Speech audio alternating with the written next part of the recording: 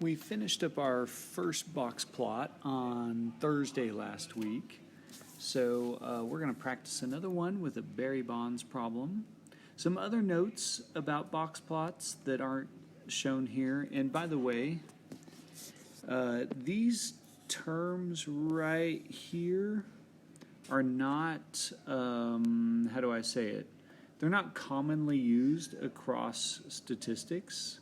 They were just two terms that one textbook used, and I liked that they clarified the difference, so that's what I use. You won't see AP say make a skeletal box plot or make a modified. What they'll do is they'll say this.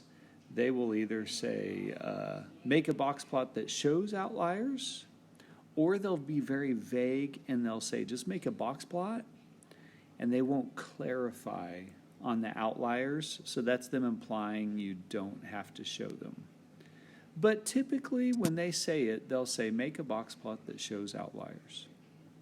Something else about box plots, when you do the cuss thing, you can't see all of it in the box plot. So with a box plot, you can definitely see the center because you can see the median. You can probably see unusual things because you can see outliers. And you can definitely see spread because you can see the min and the max.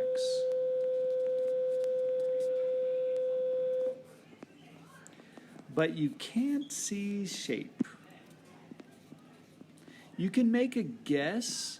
You can definitely not see peaks, but you can make a guess on skew, but you won't always be right. It's not like a certainty.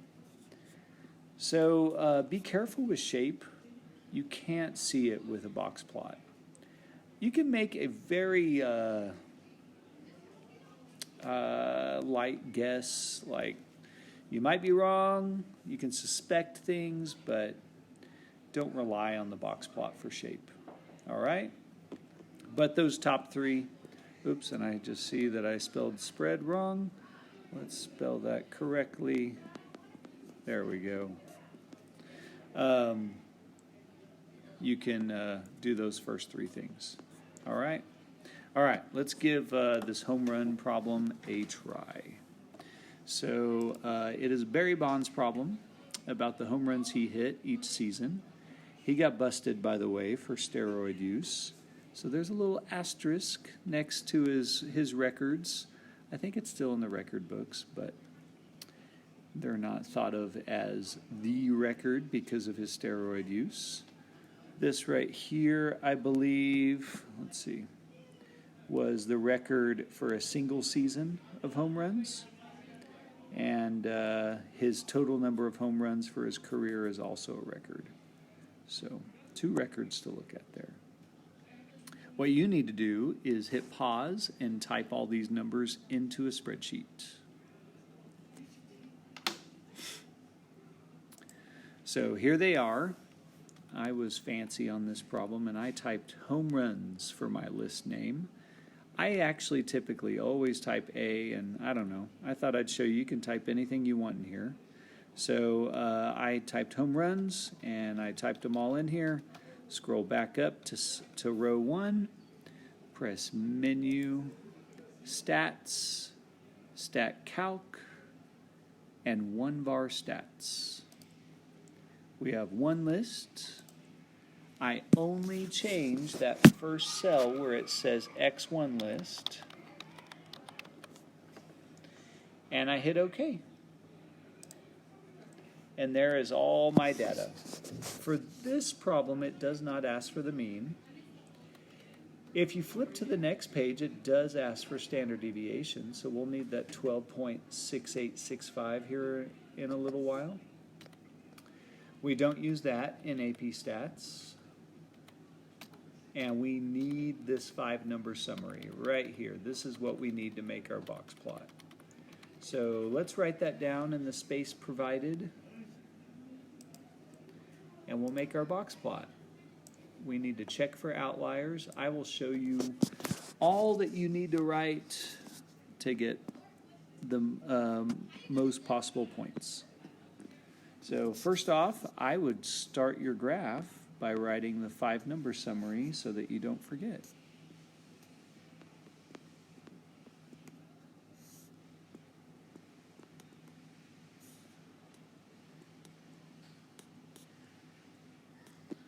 Make a long number line.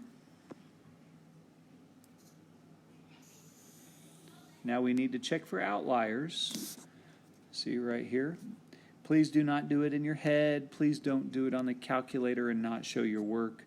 You'll get no credit for the outlier part of the box plot if you don't show your work. So first off, IQR is 45 minus 25.5, which means IQR is 19.5. The lower boundary is found by doing Q1. Let's actually just write it because the formula is on the previous page. 25.5 minus 1.5 of the IQR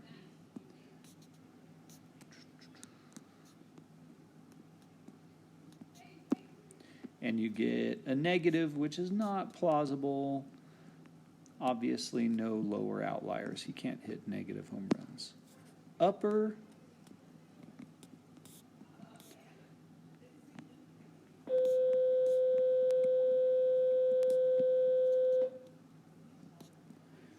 we get 74.25, and we look at the largest value, and it's 73.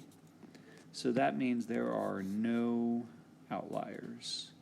All that I just wrote is required to get full points on the test, on my test. All right? All right, now let's actually make it. So we are looking at home runs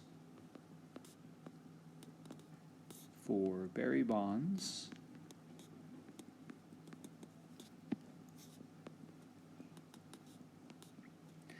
We need to number from 16 to 73, so maybe let's go 15 to 75 by fives.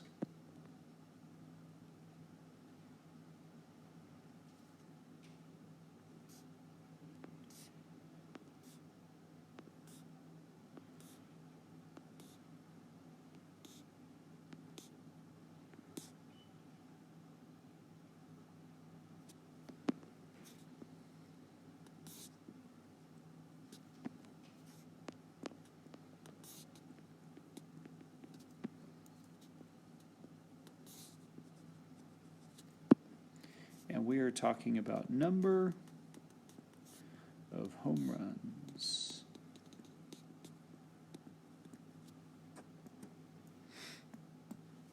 What I do is I make a vertical line at Q1, which is 25.5. I make a vertical line at Q3, which is 45. And I make a box. For some reason, people think you're supposed to make a line for the mean. No, this is the median. You make a vertical line for the median. So there's our median. If you made a line right here, that's to the right of 35. And sorry, but that's obviously wrong. The mean happens to be 36. So if you were to do that on a test, you would lose points. I'm not super picky on how left of 35 you make your line, but it's definitely not right of 35, and it's definitely not the mean. It's the median. You draw the whisker to 16 and the upper whisker to 73. And you have your box plot. If it said describe this distribution, we could not talk about shape. Like, I could make a guess that there's positive skew, but I have no idea where the peak is. I would have to look at a histogram or dot plot, stem plot, something like that to see shape. But I can say the center is at 34 for the median. The spread is 16 to 73 for the range. You could use the IQR for spread. Unusual, you could point out that 73 is a lot larger than most values, but yet it's not an outlier. There's probably a gap in the data. Looks like he never had a season where he had 50-something home runs. So I think 73 is, there's a big gap between 73 and 49. So you could talk about those things, but I would hesitate to talk about shape from the box plot. All right, hope that made sense. See y'all later.